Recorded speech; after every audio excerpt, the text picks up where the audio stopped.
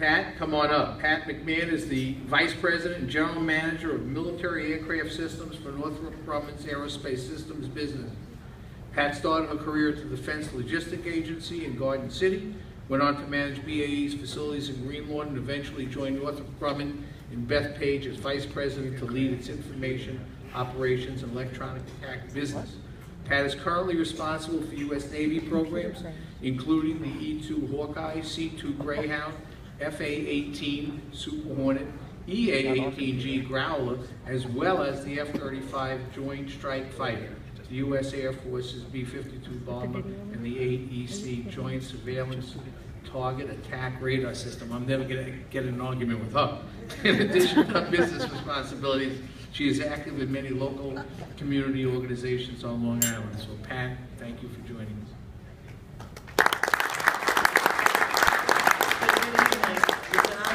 Here tonight with among such an illustrious group of leaders, inventors, innovators, and scientists. It is my pleasure to celebrate the contributions of all the distinguished 2014 inductees into the Long Island Technology Hall of Fame. So congratulations to all of you.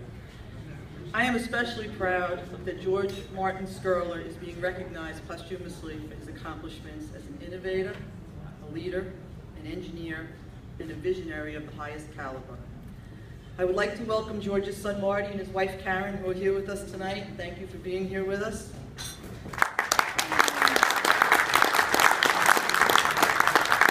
I would also like to acknowledge George's wife Marie, who unfortunately couldn't be here tonight, but I know she supported George throughout his career. During his tenure at Grumman, George's leadership in engineering and manufacturing, and his contributions to the aerospace industry, human space exploration, and our nation's security has inspired countless future innovators and creative thinkers. It is fitting that he be recognized this way. Northrop Grumman is proud of George's contribution to our legacy and to the history of the technological advances that helped shape Long Island, that truly define the U.S. aerospace industry. We prepared this brief video to honor George's vast accomplishments. Thank you, and congratulations again to each of the inductees.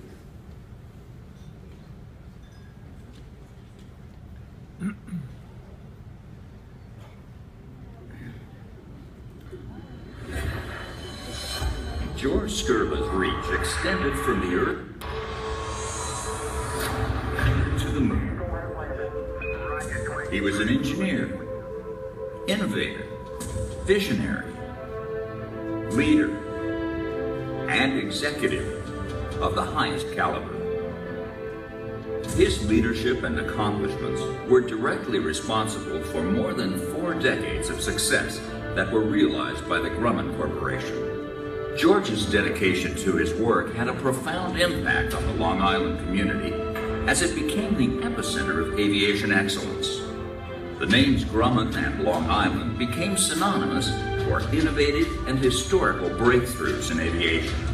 He inspired his employees to do their best work every day. Under his leadership, their hard work would help the company earn its reputation for designing and manufacturing superior aircraft. It also brought positive attention to Long Island, where Grumman was headquartered. George was a former president and chief operating officer of the Grumman Corporation. In addition to overseeing major aircraft programs, he led the team that developed the lunar module, which carried astronauts from the Apollo capsule to the moon's surface. George left his mark on the entire aerospace industry through his leadership of key programs that included the U.S. Navy F-14 Tomcat, a top military jet with its revolutionary swept-wing design. In both programs, he was instrumental in critical technological innovations that enabled human exploration of the moon, as well as developing systems which directly contributed to our nation's security. Today, the name George Skurla is legendary, from the halls of NASA to Northrop Grumman headquarters to top aviators in the U.S. Navy. He was responsible for building an incredible legacy, one that is forever woven into the fabric of Northrop Grumman Corporation.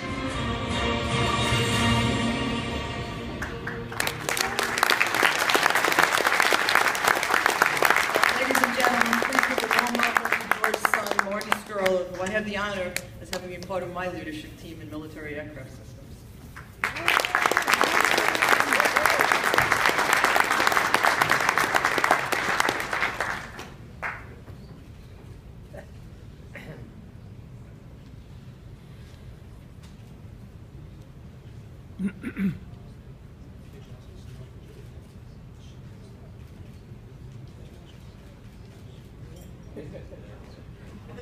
It's like paparazzi.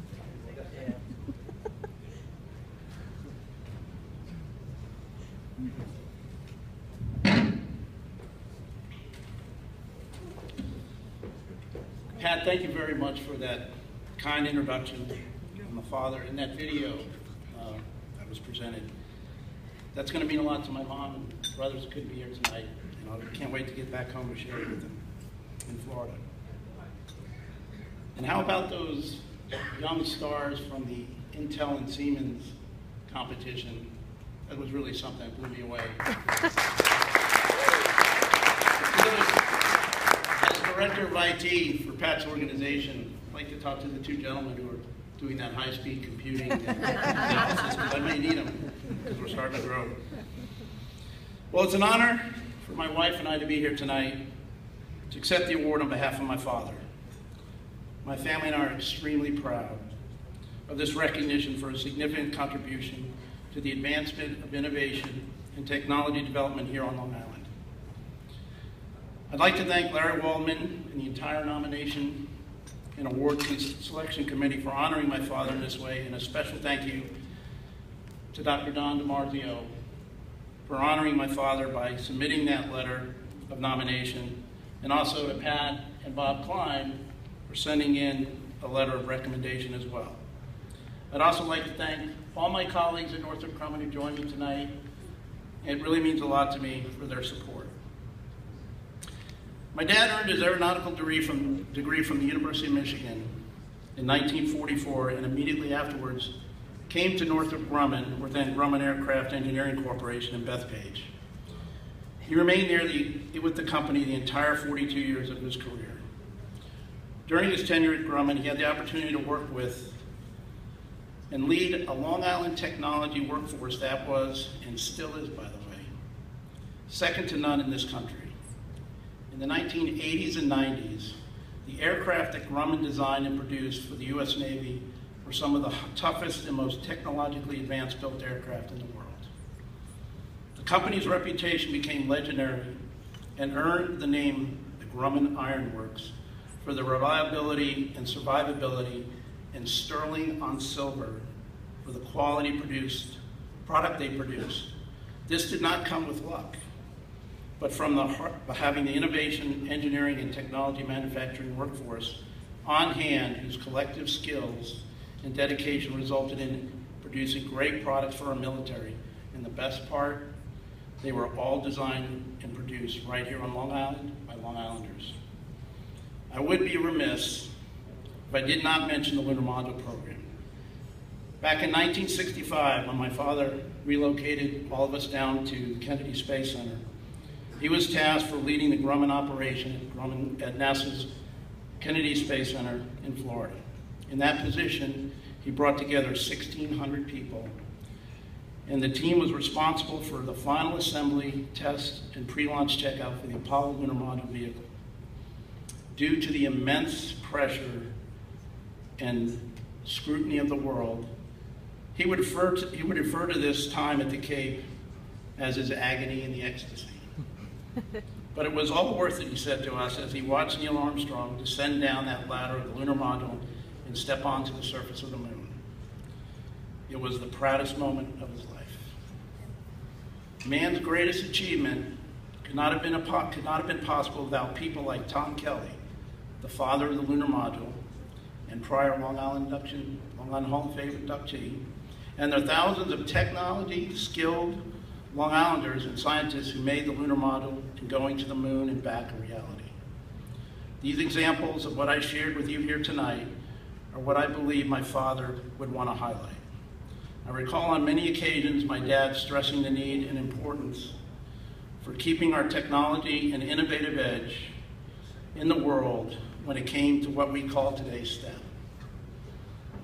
By keeping a full pipeline of young engineers, scientists, and innovators, we will meet the demands of what lies ahead. With the Long Island Hall of Fame and Stony Brook University providing scholarship in engineering and technology-related fields, this will ensure that we'll keep that pipeline full and that Long Island will remain a top producer of technology innovation in this country. Again, I am honored to accept this award on behalf of my father and know that if he were here today, he would be very proud to be part of what this organization represents. Thank you.